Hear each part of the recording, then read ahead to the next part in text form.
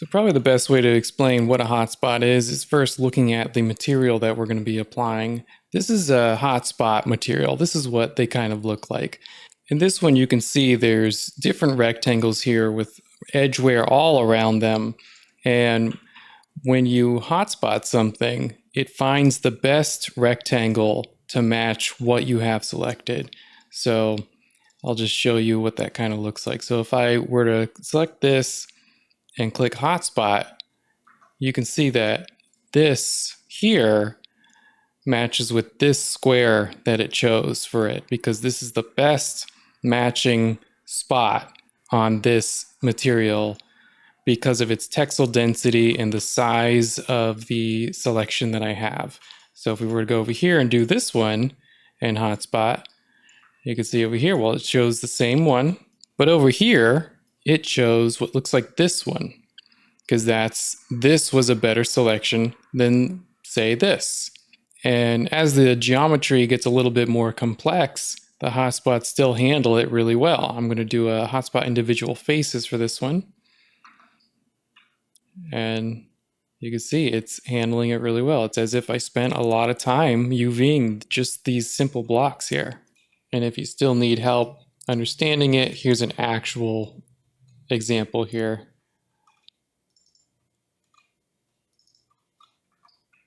Stairs. And then, since this is cut up in such a way, I can hotspot the individual faces and get a more interesting result here. And here's something I really want to make sure you understand. So here's how this side is cut up.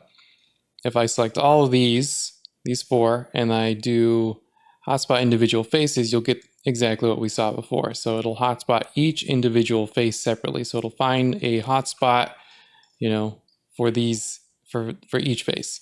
But if I select all of them and do a normal hotspot, it'll find a hotspot for all of them, for your entire selection. So I can do this, hotspot, this, hotspot. It's smart too. If I were to make another thing here, if I were to do a normal hotspot, it still cuts the hotspot properly. So it does it by angles. As soon as it hits a 45-degree angle or greater, it'll cut it into its own hotspot. And then here's another fun example. Here's just a weird shape that I made. If I just hotspot that, it's just instantly UV'd beautifully. And so how do you make a hotspot asset? This is the Hotspot Asset Editor, and you can see that there's all these rectangles here. And this is how you define where the hotspots are and their properties. And so I'm going to teach you how to make a brand new one. So I'm going to clear these out. I'm going to delete this. And we're going to make a new one. And so I'm going to select the three materials that I know are the same exact pattern that I'm going to be making it for, and just right click, create hotspot. Guess I'll name this hotspot data pattern B. Go into that, and then they're already put here, and it's already showing a preview for it. And we can start making some hotspots here. And so you can change your grid with the brackets, and you can turn on the rendering, the lighting here, so it's lit, in case you have like a special hotspot where you have these normals that you can't really see and you're relying on them in order to hotspot. I'm going to turn it off for now. So this is a 4K texture. So I'm going to use 128 for these cubes here, and I just start clicking, click and drag.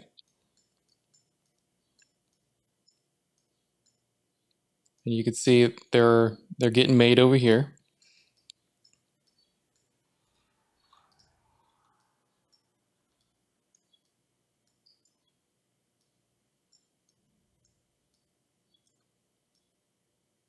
And there's some defaults up here, and I'll go over those after we make our first one here.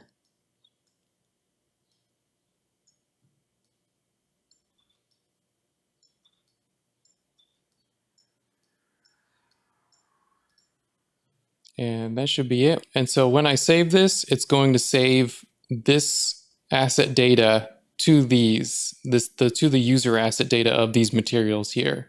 So I'm going to click save, and now it's attached itself to these three. And I can close this for now. And you can see it made a little thumbnail too. Like, so you can just quickly glance at your hotspot data assets and see which one is which. And now that we made that, I can, so here's the material that we just attached it to. I can hotspot, and it already works. And just to prove it, I'm gonna do this other one, and we'll change the texel density because it's this one here. It's a very pixelated one. And I'm gonna hotspot that, and there you go. All these three are using the exact same hotspot asset. Even though this is a 4K, that's a 4K, and this is a 512, they still work together in this single asset. You don't have to make multiple hotspot assets for different sizes. They all can just play together as long as they're the same pattern. And so now that we've made a hotspot asset, what do all these options do for the different rectangles? These are all the defaults here. So when I drag out a new hotspot patch here, they'll have the defaults for what's on and what's off here, as you can see down here. But if you drag out a bunch and then you decide, oh, I didn't want allow rotation, you can always go over here, select the ones that you want, and you can change it. I'm going to show you first what allow rotation does. So if we were to select all these, and I'm just going to turn off rotation, and also I'll turn off mirror X and mirror Y for now. So if I now hotspot this, you'll see that it's choosing the exact same hotspot for each face because it doesn't have any other choices other than the best hotspot. So in this example, it chose this one here.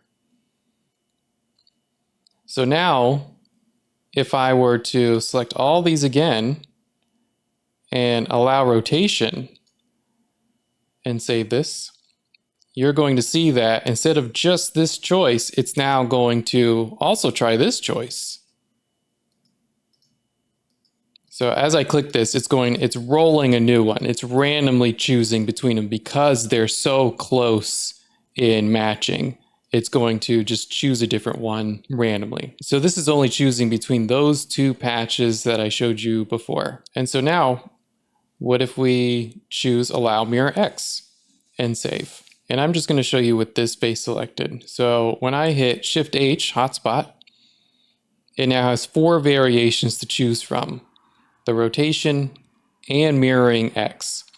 So now, obviously, when I choose mirror Y and save, now look at all the different variations that we get. Select the whole thing.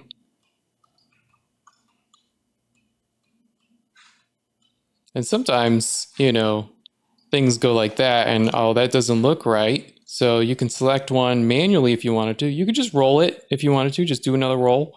Or you can hit Alt D and that'll it'll mirror it manually. So you can do Alt D and Alt E and mirror like so.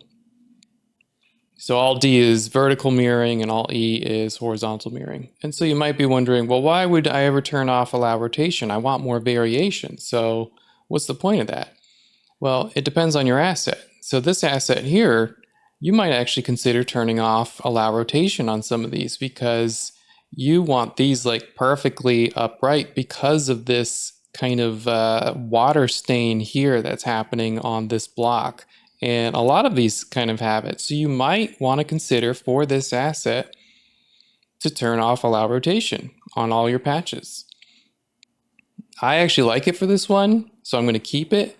But if you were to need to do that, you might want to break this out into its own hotspot data asset because this one down here definitely doesn't have water stains and such. And you can hide the hotspot patches here with Alt B.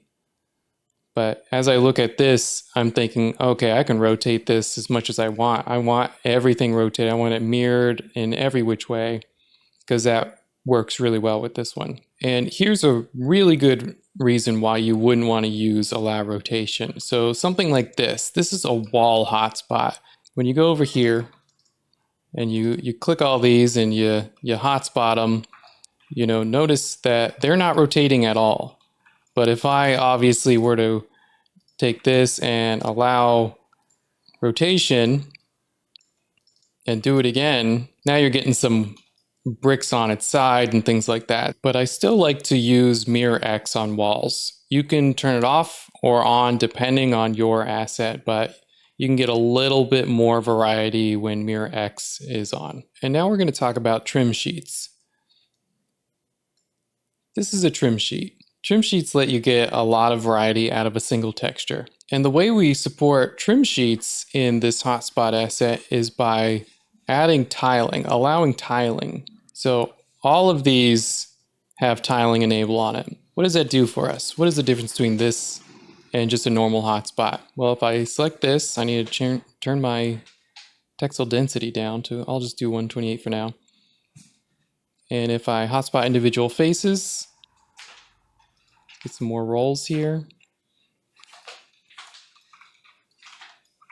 And because this is marked tiling, instead of stretching it the entire way, it stretches it to fit perfectly with the textile density selected. It stretches it the height and keeps its ratio for the width so that you have these perfectly square pixels.